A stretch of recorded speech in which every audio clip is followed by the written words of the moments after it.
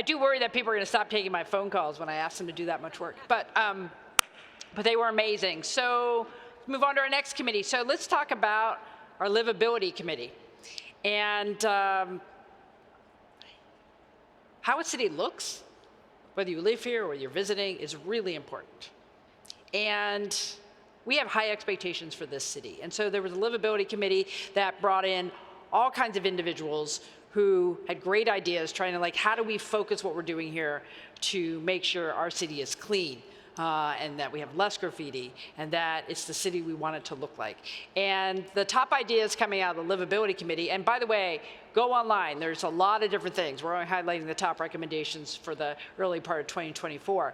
But as the mayor mentioned, there was a strong interest in making sure the state steps up to take care of ODOT properties. So I'll be asking for $20 million in state funding in the 2024 session to make sure that as a property owner in the state is doing its part. There was also a lot of conversation about coordinating, collaborating with our existing nonprofit partners for trash and graffiti removal and prevention. So there'll be more work going on there, and we'll need some volunteers. You'll be hearing that from our next speaker.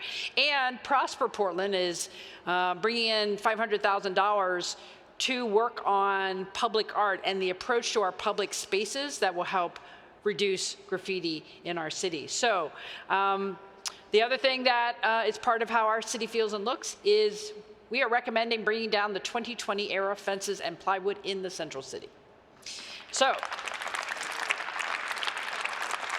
it's all about how it looks, because that's important. Now, let's hear from Vanessa Sturgeon, President and CEO of TMT Development and head of the Livable Neighborhoods Committee.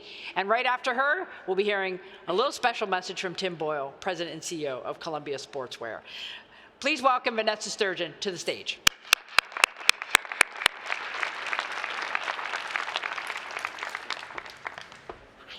Thank you very much. Okay, thank you, Governor Kotek, for the introduction. The Livable Neighborhoods Committee's charge was to outline key steps to restore Portland as one of the cleanest cities in the United States, with recommendations to mobilize state, metro, and local resources to the task. Our committee's work was focused on issues that are invisible to the city until they are problems. Trash, waste, and graffiti have become visible problems across the city and impact the viability of business, as well as the feeling of residents and visitors about Portland.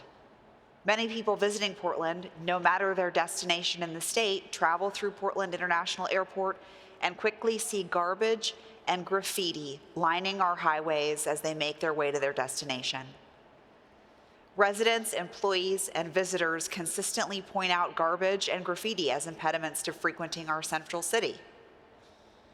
Our community was focused on actionable solutions with visible impact to signal that our community is committed to cleanliness. A competent cleanup strategy first starts with measurement. We can all see the problem now, but we need better analytic tools to track improvements as the work begins. The City of Seattle's Find It, Fix It app is a good example and something that we would like to model. The beauty of this app is that there is feedback on the follow-through as it happens, and problems are reported by citizens, and when the problem is fixed, the reporter is notified and gets a photo of the remediated issue. And our committee didn't wait for this summit to act. Thanks to the governor's focus, we now have streamlined processes by which volunteer organizations can access ODOT properties for cleanup, and the governor will request $20 million from the legislature for state-funded work on our highways. At one of our meetings, the committee expressed concern about Union Pacific Railroad's properties. So in October, the governor called up Union Pacific CEO and partnered to prevent trash and graffiti on their rights of way. Governor Kotek, thank you for your leadership.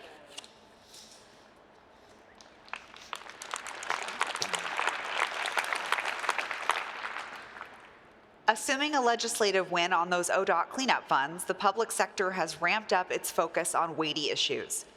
But the gravity and scale of the problem is so big that we all need to be part of the solution. It requires public-private partnership. Portland is blessed with nonprofits and thousands of committed volunteers.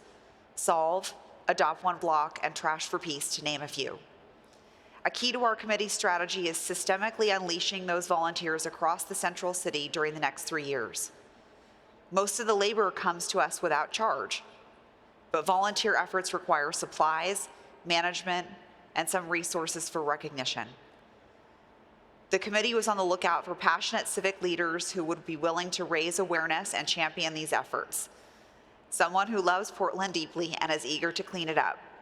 We didn't have to look far, did we? It's my pleasure to introduce Portland's garbage champion, Tim Boyle.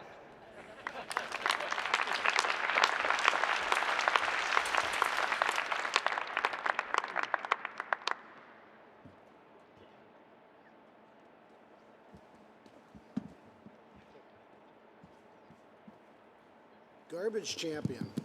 How's that?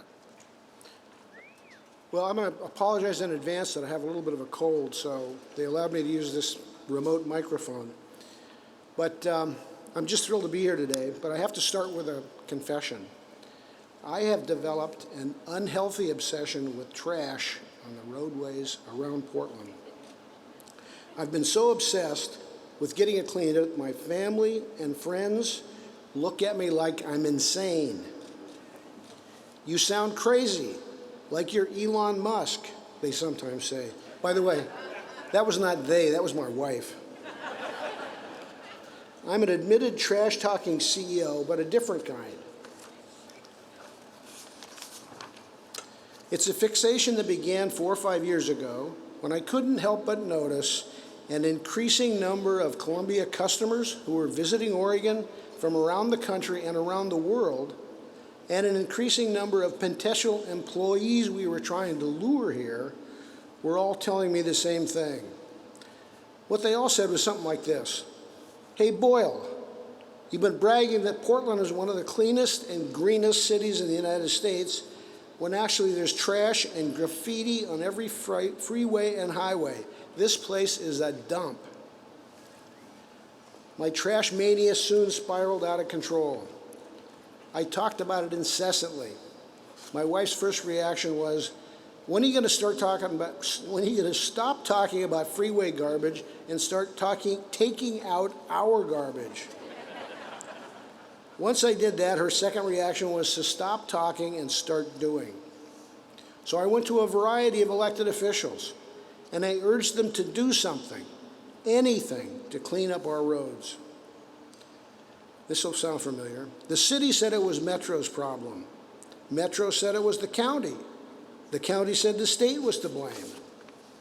They all claimed they lacked the financial resources to clean things up. Frankly, that pissed me off.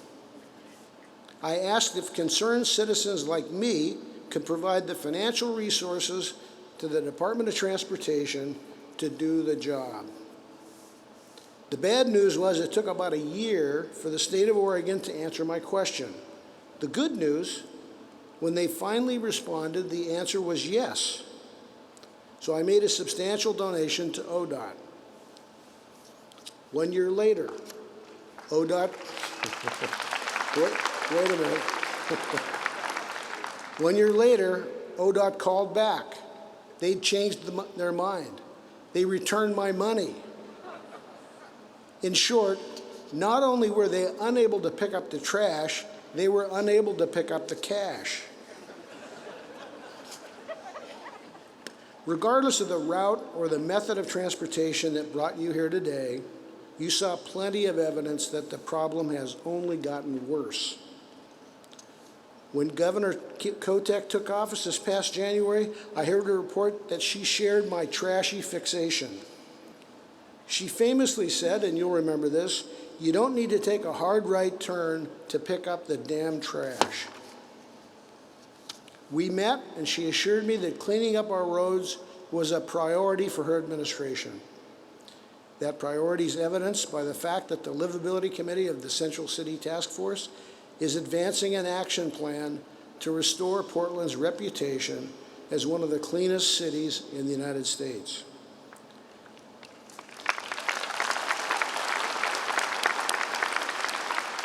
This effort includes additional state funding for litter and graffiti cleanup in Portland, and includes a willingness to accept donations from business and individuals who share my trash affliction.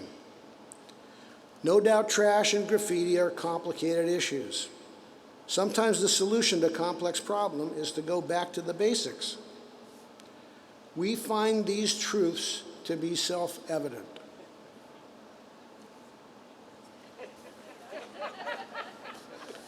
I can't take credit for this statement of the obvious, which I hope you will see displayed all over our city. It was the good folks at Wyden Kennedy who agreed to augment their Portland is what we make it campaign with this simple message. This sign will also tell Portlanders where they can go to help.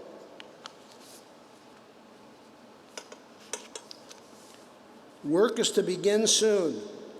The first section of Portland Freeway to be cleaned up under the plan is 405 from Nikolai to Nadeau Parkway and west to the east entrance of Highway 26 Tunnel, a section of the highway that sees over 100,000 trips daily. That's 100,000 chances to improve the impression of Portland and to prove to Portlanders that something is happening. More miles will be added to the cleanup effort as resources come in.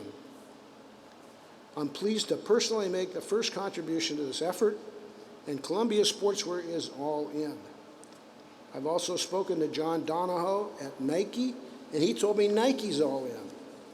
So warning, I'll be calling stakeholders in the Portland area, including the business community, labor unions, media outlets, and nonprofits, to ask for them to join us. Please take my call. Last weekend, I had the privilege of attending the Kennedy Center Honors in Washington, D.C., and I can't help but conclude by paraphrasing what were perhaps President Kennedy's most iconic words. Ask not what Portland can do for you, ask what you can do for Portland.